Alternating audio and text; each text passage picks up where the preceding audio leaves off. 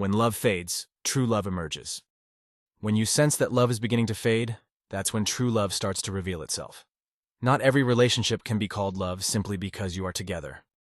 True love requires navigating a stage of inevitable resistance where you feel the love slowly diminishing. We all know that during the infatuation phase, everything feels effortless. You have endless topics to discuss, and you understand each other perfectly. There's a sense of deep connection with your partner, and some may even abandon their previous lives for this new relationship. However, this kind of love is fragile. When you fall for someone, it's often due to the release of various love hormones in the brain. We tend to fantasize that this person is the perfect match for us, envisioning a beautiful future together. During this phase, we're essentially idealizing a partner and experiencing an idealized version of ourselves linked to them. This unique experience is characteristic of the infatuation stage. At its core, it's a form of mutual narcissism that satisfies both partners' needs, creating a symbiotic relationship. At this point, what you're feeling is less about love and more about the excitement and novelty of the relationship. As time passes and the relationship progresses, couples inevitably enter a period of mundanity and conflict. For instance, if you've been with a charming, handsome person for a while, you may expect them to be meticulous, only to find they're messy and disorganized. You might complain and criticize them.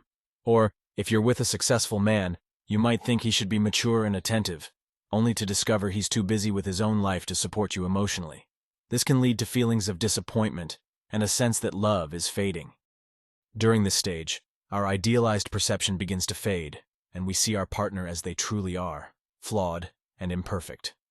Many people experience a subconscious narcissistic backlash, feeling strong disdain and distance from their partner, questioning why they seem so different from the person they fell in love with. Arguments, blame, and indifference often arise because they haven't let go of their fantasy partner to see the real person in front of them. This gap between reality and expectation can create a strong desire for change and a sense of detachment. As a result, many couples experience intense control issues and feelings of alienation after the infatuation phase, leading to greater conflicts and a loss of faith in love. However, the truth is that it's in this challenging stage that love truly begins. The game becomes more complex, as it's not something one can navigate solely by instinct or intuition. It requires knowledge, learning, action, empathy, and collaboration. This phase tests a person's emotional intelligence and capabilities. Most relationships enter a state of ineffective silence during this time, even if they appear to continue. Some individuals can't move past this stage because they initially chose the wrong partner, while others struggle due to hesitation or fear.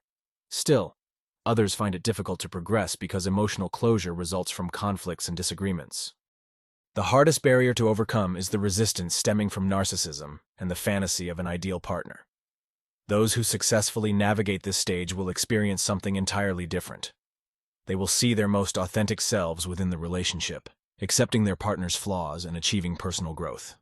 They will still feel attachment and trust towards the partner who has become so familiar and ordinary, and they will continue to crave connection and sharing. Unlike the first stage, this isn't a romantic narrative or mere narcissistic fulfillment. It evolves from a relationship between two individuals into a partnership of mutual growth. Over the years, who would believe that love is something that requires learning? Many people get trapped in a cycle of simplified truths, believing that loving a man doesn't require effort or that happiness comes effortlessly. They attempt to apply their limited experiences to the vast emotional landscape, offering simplistic, ultimate personal interpretations. Yet, the ultimate explanation of love is about finding common ground while respecting differences.